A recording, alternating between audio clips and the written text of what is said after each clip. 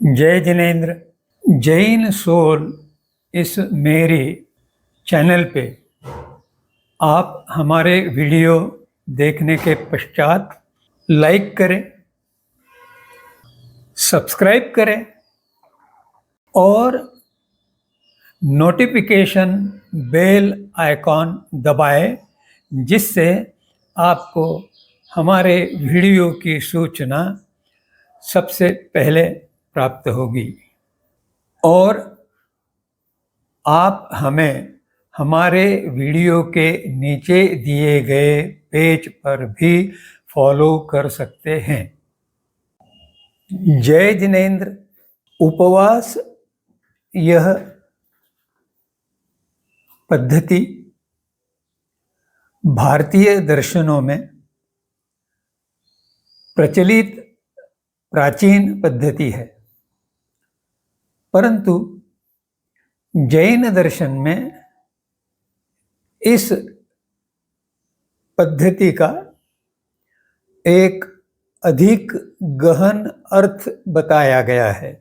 इसलिए हम उपवास शब्द की व्युत्पत्ति कैसे हुई उस पर कुछ विचार करेंगे। उपवास यह शब्द उप और वस इन दो शब्दों से बना हुआ है, जिसमें वस यह संस्कृत का मूल धातु है। उप इस उपसर्ग का अर्थ है निकट, समीप, और वस इस धातु का अर्थ है स्थित, रहना, होना। इस प्रकार उपवास इस शब्द का सामान्य प्राथमिक अर्थ है पास रहना। अब प्रश्न उपस्थित होता है कि किसके पास रहना। तो जैन दर्शन में यह बताया गया है कि भीतर जो आत्मा है, जिसमें परमात्मा बनने की शक्ति है, उसके पास रहना, अर्थात भौतिक बाहरी विश्व से अपना संपर्क तोड़कर भीतर की ओर आध्यात्मिक दिशा में आगे बढ़ते हुए आत्मा के निकट जाने का प्रयास करना, चेतन क्षेत्र में अपने आप को स्थित करना। तब जाकर जो क्रियाएं घटती है, जो आध्यात्मिक परिणाम निर्माण होते हैं, वह उपवास करने वाले व्यक्ति के लिए आत्मोत्थान में सहायक होते हैं। यह उपवास की आध्यात्मिक व्याख्या समझने के पश्चात अब हम प्राकृतिक व्यवस्था के ओर पहुंचेंगे। प्राकृतिक व्यवस्था में जीव में वृत्तियां जन्म से होती है। जैन दर्शन में उसे संज्ञा कहा गया है और अंग्रेजी में उसे इंस्टिंक्ट कहा गया है। जैसे गाय का बछड़ा जन्म लेने के पश्चात अपने आप प्राकृतिक पद्धति से दूध पीने के लिए अपनी माँ के पास पहुँचता है और अपना मुख उसके थनों पे स्थिर करके दूध का प्राशन करता है। अब यह वृत्ति सिखाई नहीं गई, यह जन्म जन्मों के अनुभव से, आदत से निर्माण हुई है और इस वृत्ति के कारण आहार लेने की प्रवृत्ति उत्पन्न होती है और इसलिए वह बछड़ा दूध पीता है और अन्य जीव किसी प्रकार का आहार ग्रहण करते हैं। आहार ग्रहण करना यह प्रवृत्ति है। इसके साथ ही जब व्यक्ति विचार करता है तो अपने चारों ओर जो बातें देखता है उसके आधार पे विचार करने लगता है और उसे मनोवृत्ति कहा गया है। मन में जो क्रिया उत्पन्न हुई विचार करने की, वह मनोवृत्ति है और वह बाहरी वस्तुओं को देखने के कारण निर्माण हुई है, इसलिए उसे भौतिक कहते हैं। और यह अचेतन क्षेत्र है, जड़ क्षेत्र है। अब उसके पश्चात अगर हम चेतन क्षेत्र में पहुँचे तो पहले हमारा संपर्क चित्त से होता है और चित्त में भी वृत्तियाँ निर्माण होती है। उन वृत्तियों को चित्त वृत्ति कहा जाता है और उसमें चिंतन, मंथन, ये क्रियाएं उत्पन्न होती है। तो चिंतन और मंथन ये चेतनिक क्रियाएं हैं, इसीलिए उन्हें आध्यात्मिक क्रिया कहा जा सकता है। और फिर आगे वह आत्मा के पास पास जाने लगती है तो वे आत्मिक क्रियाएं बन जाती है। जैसे ध्यान करना, यह एक आध्यात्मिक क्रिया का आत्मिक क्रिया अंग है।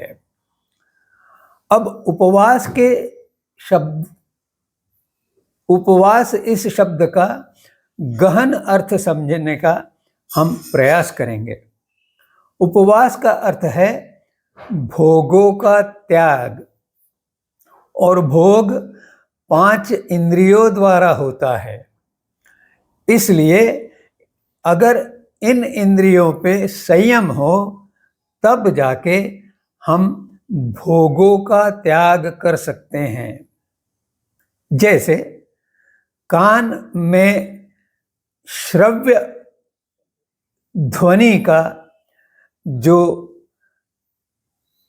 आकर्षण है वह भोग है, परंतु इस भोग का त्याग किया जा सकता है। भौतिक दृष्टि से संगीत में रुचि होना अच्छी बात है, परंतु जब हमें समता भाव का अनुभव करना है, अर्थात कर्कश ध्वनि हो या मृदु ध्वनि हो, तब भी हमारा जो ध्यान है वह विचलित नहीं होना चाहिए, क्योंकि सामान्य स्थिति में कर्कश ध्वनि सुनने के पश्चात अच्छा नहीं लगता और मधुर संगीत सुनने पर अच्छा लगता है। उसे भोग का त्याग नहीं कहा जा सकता। आँख को अच्छे रंग और अच्छे वर्ण जो है वो पसंद आते हैं, परंतु समता स्थिति का अर्थ है कि चाहे वो पसंद हो या ना पसंद हो, तब भी हमारी स्थिति बदलनी नहीं चाहिए।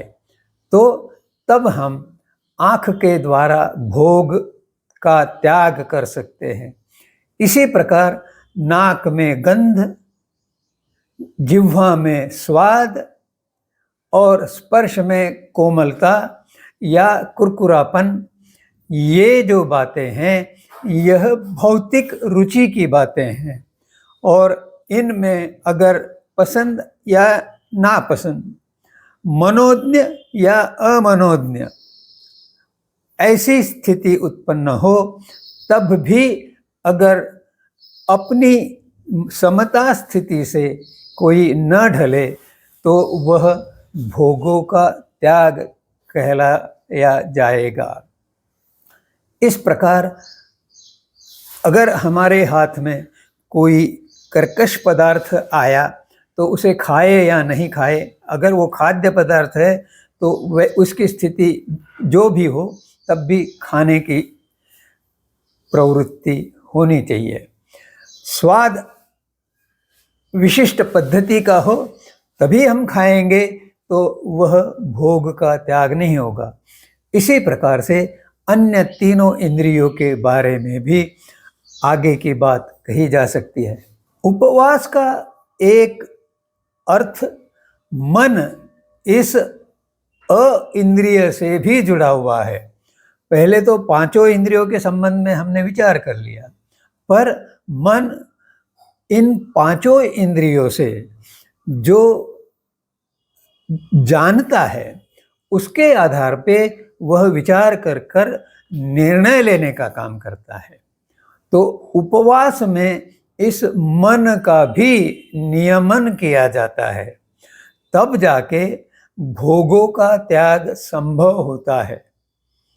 मन में एक और बात उभरती है, वह है काम वासना। तो उपवास का एक बड़ा अर्थ यह है कि मन में उपस्थित काम वासना को हटाना, अर्थात ब्रह्मचर्य का पालन करना, जो जैन दर्शन का चौथा महत्वपूर्ण सिद्धांत है। उपवास का उपासना के दृष्टि से भी कुछ अन्य अर्थ है।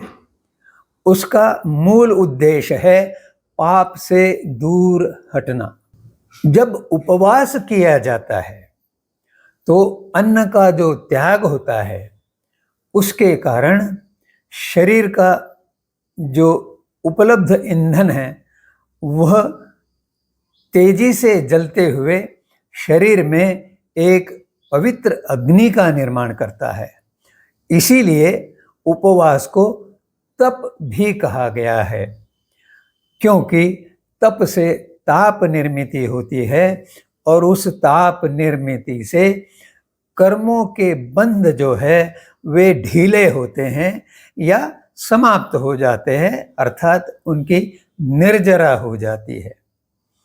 उपवास का एक और अधिक महत्वपूर्ण अर्थ है नीतिमत्ता धारण करना।